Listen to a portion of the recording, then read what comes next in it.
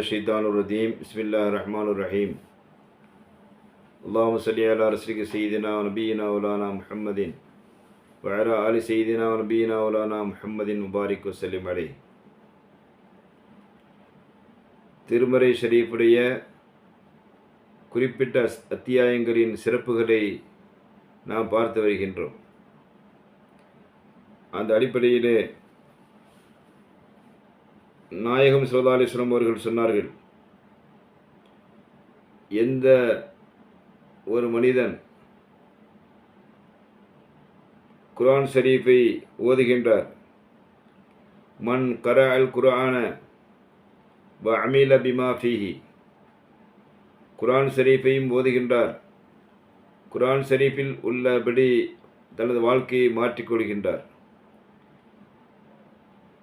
இந்த மனிதர் எப்படிப்பட்டவர் என்று சொன்னால், உல்பிச வாலிதாகு தாஜன் யௌமல் கியாமா, இவருடைய பெற்றோர்களுக்கு மறுமையிலே கிரீடம் அணிவிக்கப்படும். லவ்உஹு அஹ்ஸனு மின் லவ் ஷம்ஸ், அந்த கிரீடத்துடைய ஒளி எவ்வளவு மிகுந்தது தெரியுமா? சூரியனுடைய பிரகாசத்தை விட அந்த கிரீடத்துடைய பிரகாசம் உயர்ந்ததாக இருக்கும். ஃபி புயூதி துன்யா, துனியாவுடைய இல்லங்களிலே, இந்த உலகத்துடைய வீடுகளிலே சூரியன் எவ்வளவு தூரத்திலிருந்து தனது பிரகாசத்தை பாய்ச்சுகின்றதோ அதைவிட உயர்ந்த பிரகாசமுடையதாக அந்த கிரீடங்கள் அமைந்திருக்கும்.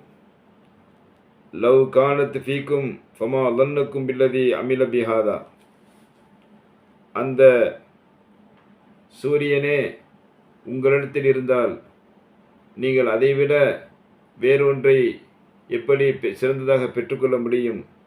ஆகவே குர்ஆன் ஷரீஃபை ஓதுங்கள், அதை அமல் செய்யுங்கள் என்பதாக ஸல்லல்லாஹு அலைஹி வஸல்லம் அவர்கள் சொல்லி, குர்ஆன் ஷரீஃபை நாம் ஓத வேண்டும், நமது பிள்ளைகளுக்கும் ஓதக்கூடியவர்களாக அவருடைய வாழ்க்கையை அமைத்து தர வேண்டும் என்பதை இந்த ஹதீஸின் வாயிலாக ஸல்லல்லாஹு அலைஹி வஸல்லம் நமக்கு வலியுறுத்தி காண்பிக்கின்றார்கள். எந்த அளவிற்கு குர்ஆன் ஷரீஃபுடைய வலிமை இருக்கின்றது, அதனுடைய சிறப்பு இருக்கின்றது என்பதை பற்றி ஸல்லல்லாஹு அலைஹி வஸல்லம் சொல்லும் பொழுது, லவ் துஇலல் குர்ஆனு ஃபீ இஹாபின் சும்ம உல்கிய ஃபின்னாரி மஹ்தரக, குர்ஆன் ஷரீஃப் எவ்வளவு சிறப்பு வாய்ந்தது தெரியுமா? குர்ஆன் ஷரீஃபை நீங்கள் ஒரு தோலிலே போட்டு அந்த தோலை நெருப்பிலே போட்டு பார்த்தால் அந்த தோல் எரிந்து போயிருக்கும், குர்ஆன் ஷரீஃப் எரிந்து போயிருக்காது. இதுதான் குர்ஆன் ஷரீஃப் என்ற அந்த குர்ஆன் ஷரீஃபுடைய மகிமையை, அதனுடைய வல்லமையை ஸல்லல்லாஹு அலைஹி வஸல்லம் உணர்த்தி காண்பிக்கின்றார்கள். நமது பிள்ளைகள் எதை பார்க்க வேண்டுமோ, எதை படிக்க வேண்டுமோ அவைகளையெல்லாம்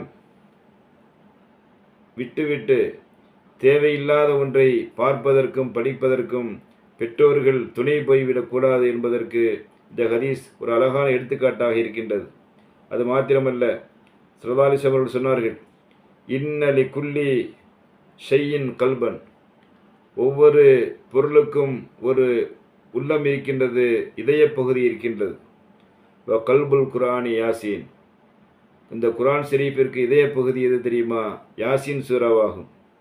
வமன் கரா யாசீன், யார் யாசீன் சூராவை ஓதுகின்றாரோ, கதபல்லாஹு லஹு, அல்லாஹு தஆலா பிக்ராத்திஹா கிராத்தல் குர்ஆனி அஷர மர்ராத்தின், ஒரு தடவை யாசீன் சூராவை ஓதுபவருக்கு 10 தடவை குர்ஆன் ஷரீஃபை ஓதிய நன்மையை அல்லாஹ் தஆலா அவருக்கு எழுதுகின்றான் என்று ஸல்லல்லாஹு அலைஹி வஸல்லம் அவர்கள் இந்த யாசீன் சூராவை பற்றி நமக்கு அழகான முறையிலே சொல்லித் தருகின்றார்கள்.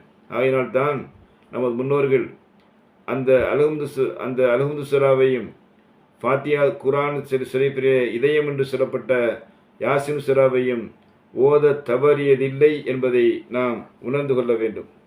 அது மாத்திரமல்ல, ஸல்லல்லாஹு அலைஹி வஸல்லம் அவர்கள் சொல்லி காண்பித்தார்கள், குர்ஆன் ஷரீஃபிலே ஒரு சூரா இருக்கின்றது, அந்த சூரா 30 ஆயத்துகளை கொண்டது.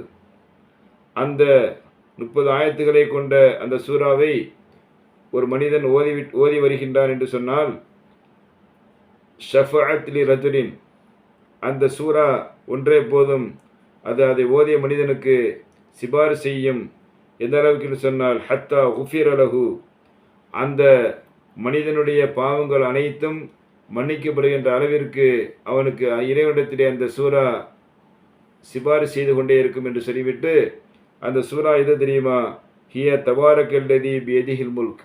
தபாரக்கல்லதி பியதிஹில் முல்க் என்று துவங்குகின்ற அந்த சூரத்துல் தபாரக்கல்லதி சூறாவை ஸல்லல்லாஹு அலைஹி வஸல்லம் அவர்கள் சுட்டிக்காட்டி, இதுதான் மனிதனுடைய பாவங்கள் மன்னிக்கப்படுவதற்கு சிபாரிசு செய்கின்ற அத்தியாயம் என்பதாக நமக்கு சொல்லி காண்பித்தார்கள். அந்த சூறாக்களுடைய சிறப்புகளை நாம் தெரிந்து அவைகளை புரிந்து ஓதக்கூடிய நற்பாக்கியத்தை அல்லாஹ் தஆலா நமக்கும் நம் சந்ததிகளுக்கும் வழங்குவானாக. வாஹிதுனா ரப்பில் ஆலமீன். அஸ்ஸலாமு அலைக்கும் வரஹ்மத்துல்லாஹி தஆலா வபரகாத்துஹு.